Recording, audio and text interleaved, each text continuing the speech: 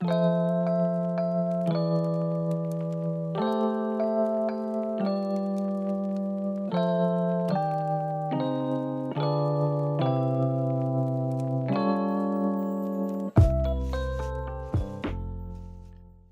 there, and welcome to Still Learning Podcast. I'm your host, Fortune Fowle, and if you're new here, welcome to a space that's all about progression, not perfection.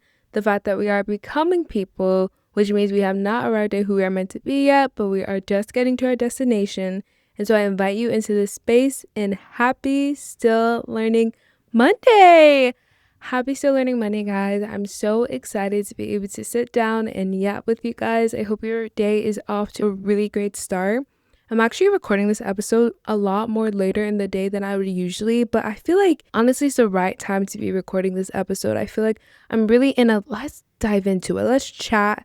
Let's get into all the details about what is currently rolling through my mind right now. What am I currently learning in this thing we call life? And what are we learning together? Something that I want to talk about today that might be a little bit controversial, guys. Like, it really might stir some things, stir some things. It might stir the pot a bit. It might ruffle some feathers, especially with what we are talking about in this current day and age and in the culture and in the space. And so what I want to talk about today is gender roles. Yeah, I said it. Gender roles, guys. That's what I want to talk about today. And no, before you click off, before you're like, yeah, I don't think I'm going to listen to today's episode. I don't think I want to have this conversation, Fortune. I'm so over the 50-50 conversation. I'm so over what does a man do? Is he a provider? Is a woman submissive? Should she stay at home being a housewife, trade wife? So over having these conversations. I'm so tired of it, Fortune. If you're not going to present anything new, I don't want to have it. And I'm happy to state that's not exactly what we're going to be getting into today, but those conversations that are currently happening in society and in the culture have really led to this curiosity within me, which is that we're talking a lot about what society, what culture says a woman should act, a man should act, what are the roles of a man, what are the roles of a woman, who's the leader, who's the one to submit, all these different things. But it really led me to God, what is your design? Like, what do you say a man and woman should act like? What do you declare to be the roles of our genders? Because one, you created genders, you created man and woman and mankind in general. You created human beings with a design, with a purpose and an intentionality. And I don't want to allow what culture, what is currently going on these podcast stations, like, I don't want to be a part of the debate, right? Like, I want to be someone who's seeking to understand the truth behind what it is exactly these roles look like and how they are played out within our lives, and honestly the design behind them, because there is a design to it, there is a uniqueness to it, and it's not what the world is saying it to be, because I feel like the world is really setting it up to be this thing where it creates a lot of negativity when there's actually a lot of intent behind it.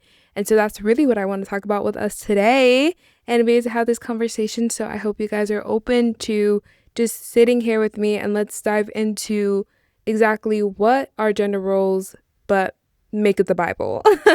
Biblically, what are gender roles? How has God designed us to be as man and woman? And how do we relate with one another as we also relate with Him in all of it? So starting off, I actually want to tell you guys a little bit of a story of what happened over the summertime. So over the summer, as you guys know already, I was back home and I was staying with my mom. And so we went over to a family friend's event. They were having like some sort of a party or gathering. And so we went over, and I am finally of age, guys, to be able to be in the kitchen, be with the African aunties, be cooking it up in there.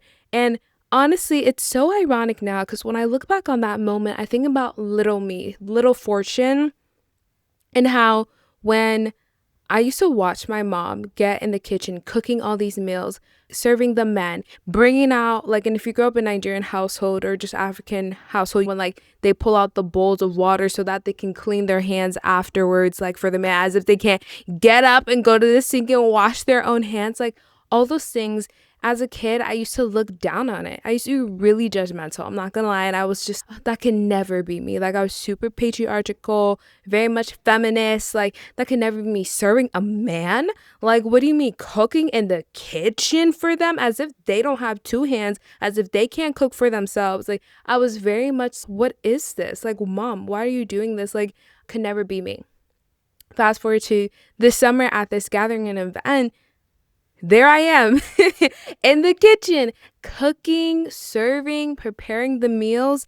And this time around, I wasn't viewing it like I did as a child. I think it finally hit me in that moment when I'm in the kitchen, helping them prepare the meals, bringing out the dishes, serving the guests, men and women alike.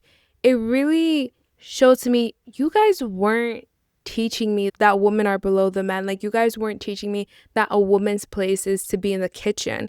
You were teaching me how to be a homemaker. You were teaching me how to be a host. That's really what I came to understand. Like, no, you are gathering people into your home, into a place that you find to be sacred, and you are treating your guests with honor, and you are cooking and preparing these foods to honor their time and their presence, and you want them to be able to relax. And the thing is, the same way that you are cooking and preparing and honoring them in your home, they're also going to honor and cook and prepare for you in their own home. And really, it's a signify of community. It's to signify that you are a homemaker. So this is also your opportunity to display the home that you have helped build, the home that you are literally pouring into your time and the children and the memories that you've made, and being able to share that with other people, and people able to recognize the worth that you have poured into your home and into your environment, and to make it this safe space, to make it a place where gathering can happen, to make it a place where there's joy and there's laughter and people find comfort. And there's such a beauty in that, and being a hostess and being a homemaker, and also being able to witness how all the women gathered in the kitchen to help my, like, so we call, like, she's my aunt but not really my aunt, but basically to help her out in the kitchen, help her prepare and serve. Like, she wasn't doing all this work by herself. Like, it really was like the saying, it takes a village. Like, her village came in and surrounded her, and I'm in there with the aunties, and they're chatting it up and catching up on life, but they're also aiding each other and saying, do you need help here? I can do that for you here. Don't worry about it. Like, they really are taking care of one another, as the hostess is also making sure to take care of her guests. And it was really this beautiful moment. And I was like, wait a minute, you weren't teaching me what I thought you were teaching me. Like, okay, maybe young Fortune was a little bit too judgmental. Maybe I was a little bit too much in my patriarchal bag and thinking that this was a matter of, oh, a woman is less than a man. But really, that wasn't what they were trying to teach me at all. That wasn't the purpose of what I was witnessing as a child and then get to take part in now as an adult. What I was witnessing was a homemaker, a hostess, someone who honors their home and honors their guests within their home, and learning how to do that for one day when I have gatherings myself and I bring people into my home. How can I honor them? How can I show them that my place is a place of safety, place of comfort, and a place where we can gather with one another and make memories with one another and be in community with one another?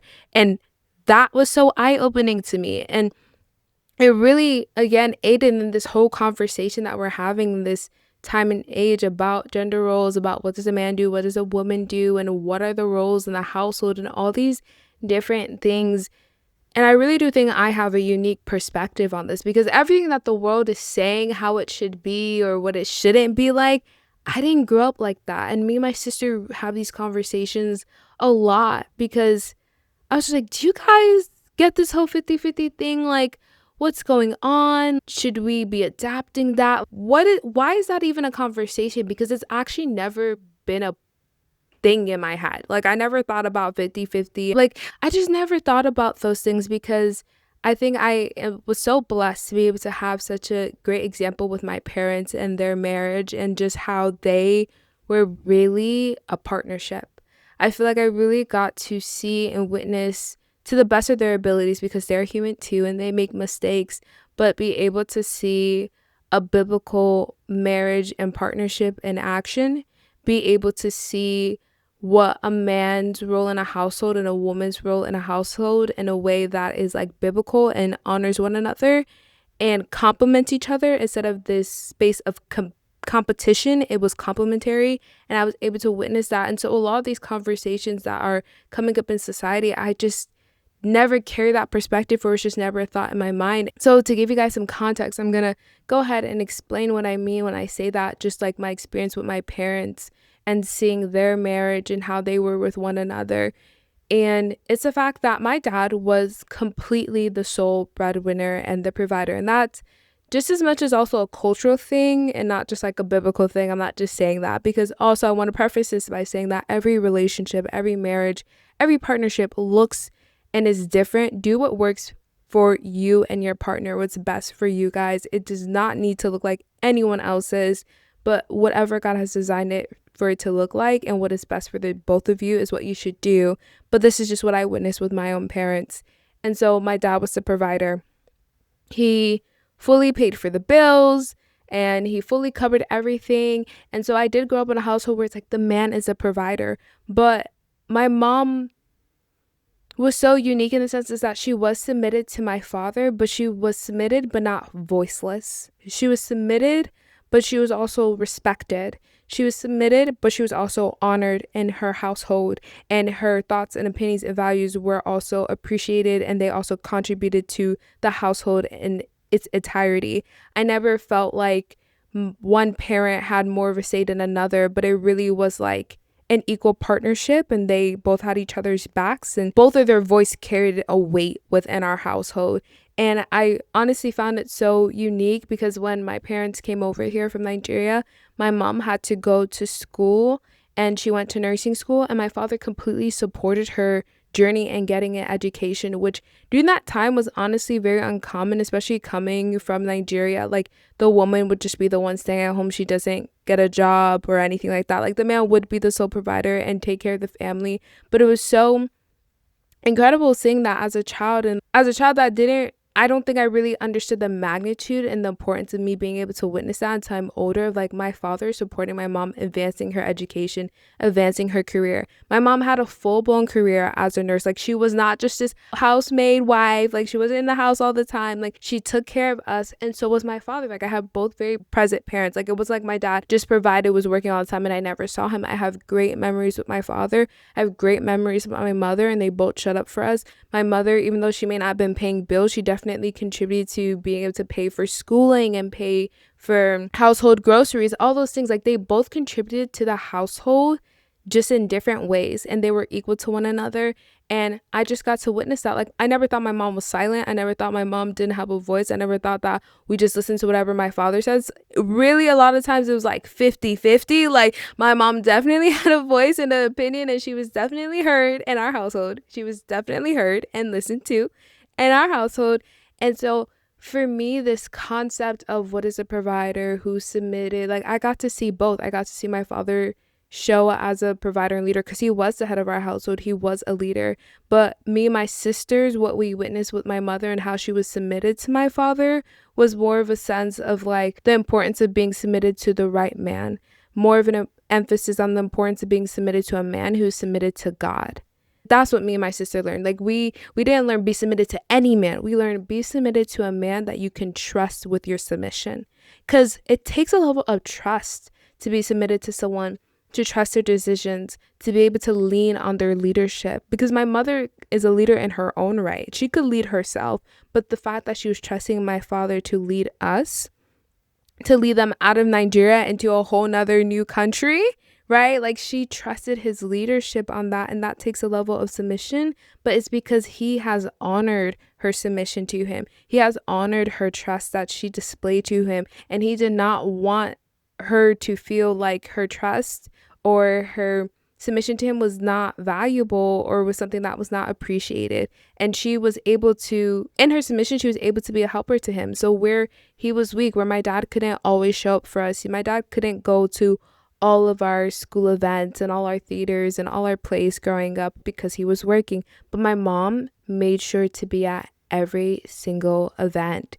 And that was so great. And also the times where my mom couldn't be at everything, my dad was there. He showed up. He supported us. He constantly encouraged us, especially in our career and our education. Like my dad really encouraged me and my sisters to be independent and to be people who are leaders. I feel like my dad emphasized that more than my mother did. Like he really emphasized us to have a voice, and he really opened the space for our voices to be heard and seen, which again, with all the conversations that are happening in society and culture, like from everyone else, it seems like that is an uncommon experience, but I am just so grateful that I feel like I got to witness a beautiful thing called partnership from my parents. Like I never felt like a woman was less than a man, and I never felt like a man was more important than a woman, because that wasn't displayed within my household. It was a matter of equal value and partnership, and both person contributes different assets and qualities and skills, but it's making up for where the other person is lesser. And that's really what I think it's about. Like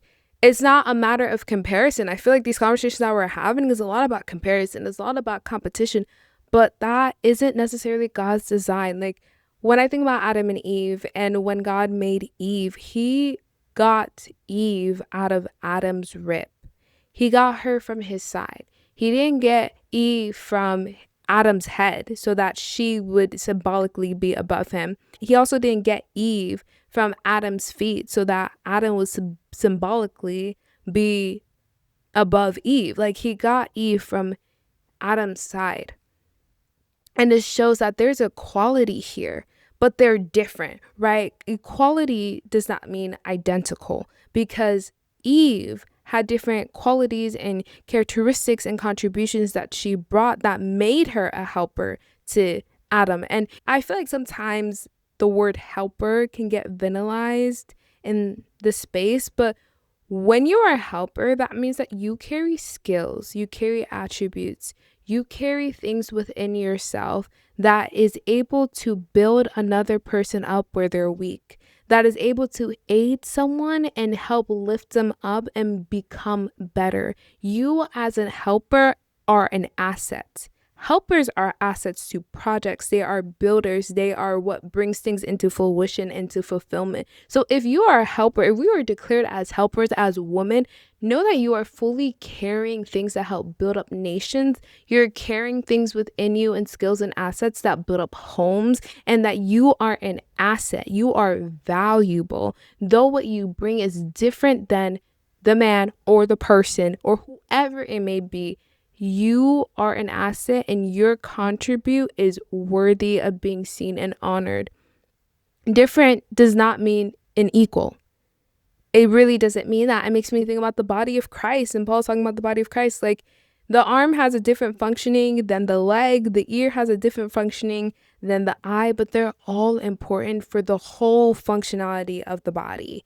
And so men and women in relations with one another, and I'm not even just talking about marriage, I'm talking about in friendships, I'm talking about in community, I'm talking about as brothers and sisters, no matter what the relationship is, we are meant to complement one another. We are meant to hold space for compatibility and not competition or comparison. And our different functionalities are important. It's not about how we work against one another, but how we can work together. That's the whole point of us being different, and the uniqueness of our differences and how God designed us to be, because he designed us different with intent and purpose. He could have made another Adam. He really could have. He could have made someone exactly like Adam, but God was like, Adam doesn't need another Adam. He needs an Eve. He needs someone different. He needs someone where Adam is weak, where he has his weak spots. Eve can make up with it for her strengths. And where Eve has her weak spots, Adam can make up for it in his strengths, so that they can relate and be in relationship with one another in that way, so that they can be in harmony with one another and not disunity. I feel like a lot of the conversations surrounding our gender roles should be more leading in that direction, in terms of what exactly are biblical gender roles. Like, how did God design us to be and relate with one another, and how can we show up like that in our relationships with each other, especially with male and females? I feel like as I get older, it looks different, and I still am trying to understand, investigate why it is different. Like, why as I get older, my relationship with the opposite sex has changed. Like, I do understand, like, a part of me is, okay, as you get older, you start thinking about things like marriage, and so now the opposite gender becomes this matter of, oh, there's potential for it to be more than a friendship, versus when you're a child, like, I'm not thinking that. Like, I think about all the time, like, growing up, I had so many like male friends. Like, I had so many. Like, it wasn't anything to me. And as I got older, it's scarce. It's scarce out here. I'm like, where are my male friends? And I genuinely think it's because as you get older, you start thinking about that, versus as a child, I'm not thinking about, am I gonna marry Johnny? Johnny's my bro, he's my friend. Like, I just like Play-Doh with him. Like, we just do Play-Doh together. I don't know.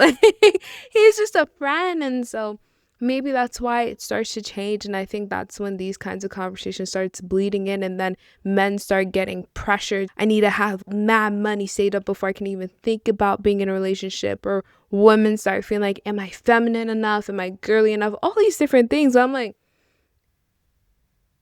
is that God's design for us? Like, yes, there is a level of femininity and masculinity that we are called to live in and be in, like as God designed it to be.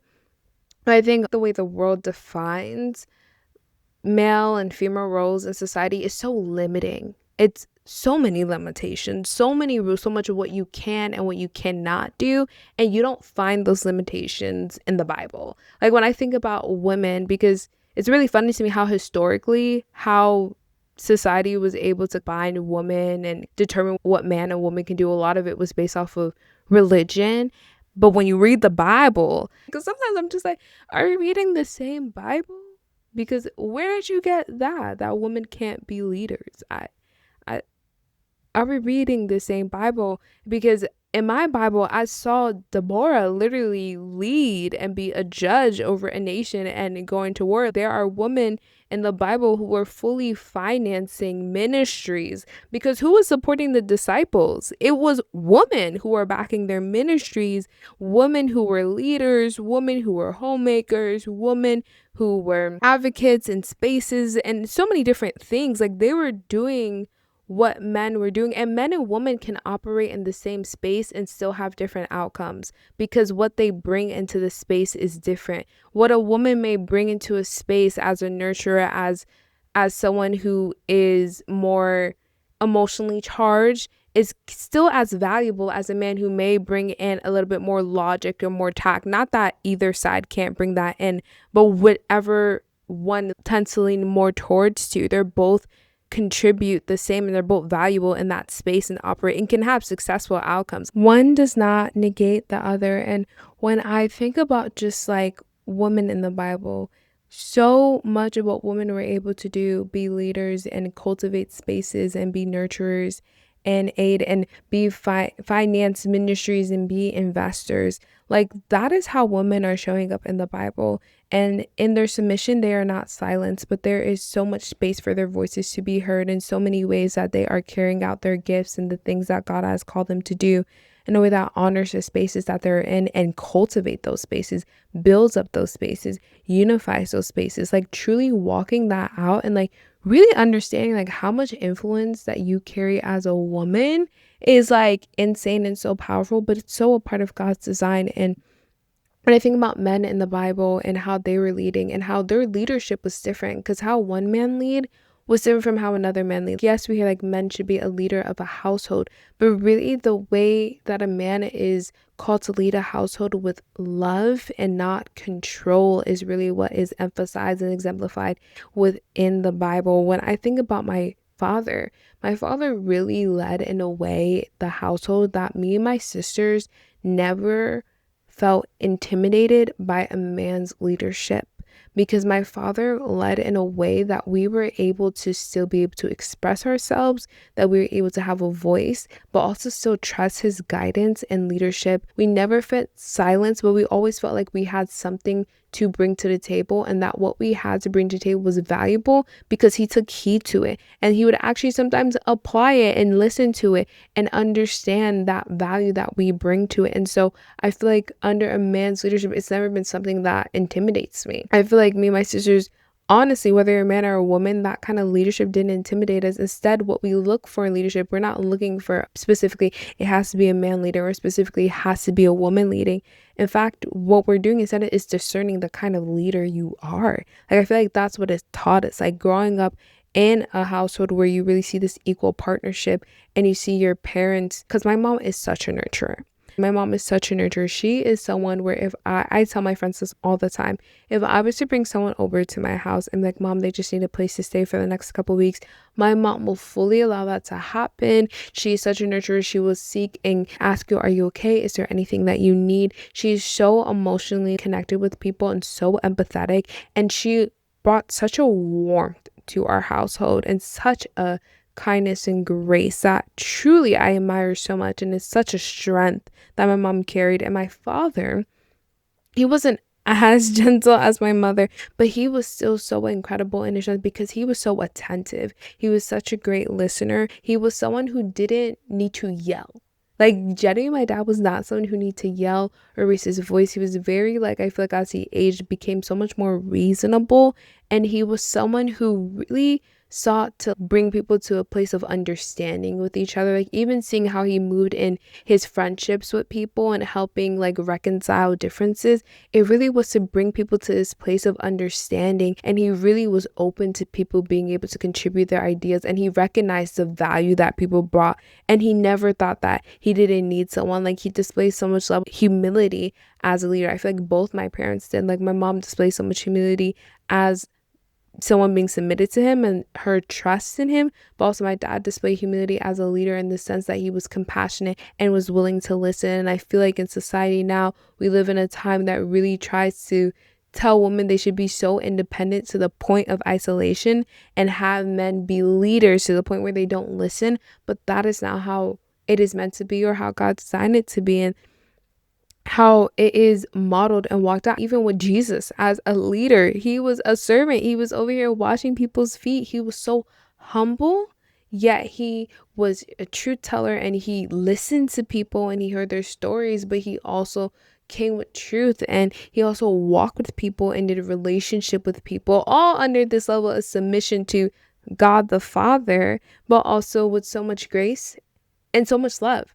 And truly, he led with that. He led with that love and that grace. And so seeing that is how men are made to lead their household. When you know that is how a man is supposed to lead and carry and have that kind of confidence within his household, it makes it easier for you as a woman to be submitted. I even think about how I think there's definitely a time where the whole conversation of like submission literally would have irritated me, would have made my skin itch. But now these conversations, like I'm so much more open to them because I have such a better understanding of how God has called men and women to be, and how for them to show up in a way that complements each other and not is competing against one another, where you're selling each other's differences and where you're recognizing this is where I'm weak. I'm glad that you're here to strengthen me in my weakness.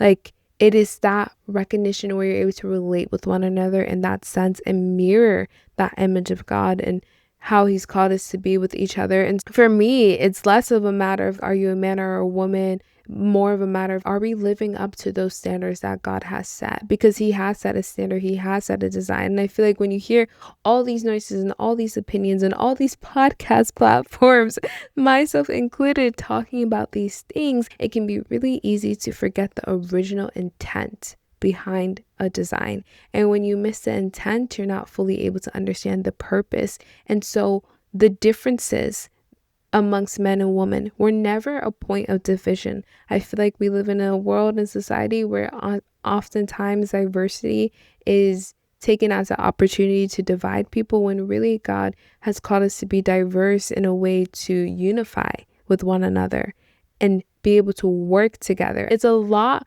more harder to learn to work with someone who you have differences with, but in differences, what makes it so beautiful working with someone who has differences with you is being able to recognize in the ways that you can be built up from their strengths and the way that they can be built up in your strengths.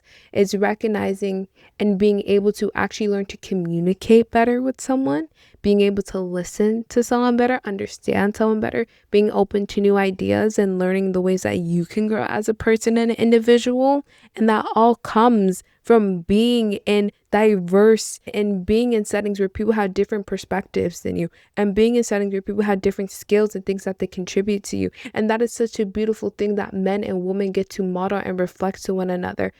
being opposite genders. And I think that's such an incredible thing. And that was God's intent. It's not this thing that we're meant to villainize, but actually this thing that we're meant to uplift, because it is what makes us better as people. So when we really think about it and put it all together, because you tend to hear that women lean more to being more nurturing and men more logical and all these different things. I do want to point out that how a man leads is different than how another man leads, and how one woman is a helper is different from how another woman is a helper. And the way people display and carry out their womanhood or their manhood can very much look different for each individual. And it's honestly meant to be specific to them a lot of the times, because God uniquely also crafts us and fills up with our own gifts and purposes. But I say that to say that if women tend to lean more towards being more nurturing and being more in tune with their emotions, and men are more logical in that sense and more authoritarian, right? If that is the whole concept, then honestly, that means that when we are together, when men and women come together in partnership and community and friendship, we get to reveal the fullness of God's character, right? Our differences, when they're able to come together and be this one harmonious thing and be this one fluid thing that's going on, it really is just fully displaying the fullness of God in these relationships. Because we're all made in God's images, so when we're coming together, we are displaying that.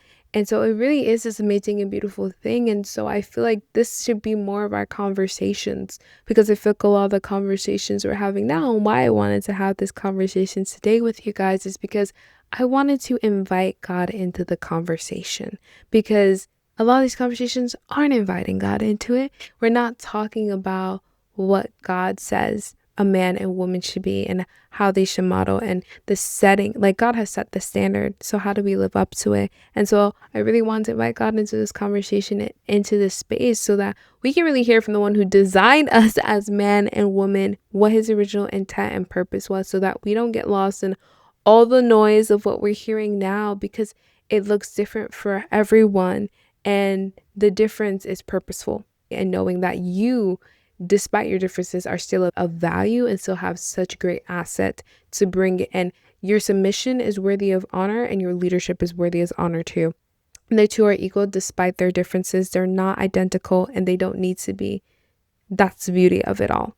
And so I really hope that you guys enjoy this conversation, and I would love to hear your thoughts about this, because this is something that I'm constantly unlearning. Like, I feel there's so many beliefs and ideas that I just took on as truth, even though they're not truth, because they're just a cultural norm. But as I just dissect culture and compare it to the word of God, I begin to really take heed to, wait, there are some ideas, there are beliefs that I have held on to, that I allowed to be attached to me, that actually hold no validity. So let me try to really understand the truth, so I can ensure that is what I'm living out, and I'm not living out in falsehood. So I'm not carrying these negative thoughts and opinions of things that actually were meant to be beautiful and sacred. And so I am really happy that I got to present this perspective to you guys. I know it definitely wasn't something that you might have expected, and I hope it definitely is a change from 50-50 conversation. Are you splitting the bill? Who's paying for what? Who's the provider or what? Because it is a different time, but God's word hasn't changed, and it's still something that we can look to guide us during these changes and still help us to be able to understand exactly how we're called to walk this out. Our womanhood, our manhood, our masculinity, our femininity, whatever you want to call it. And so I really do hope that you guys enjoy this conversation, and I will see you next week for another episode of Still Learning. Bye.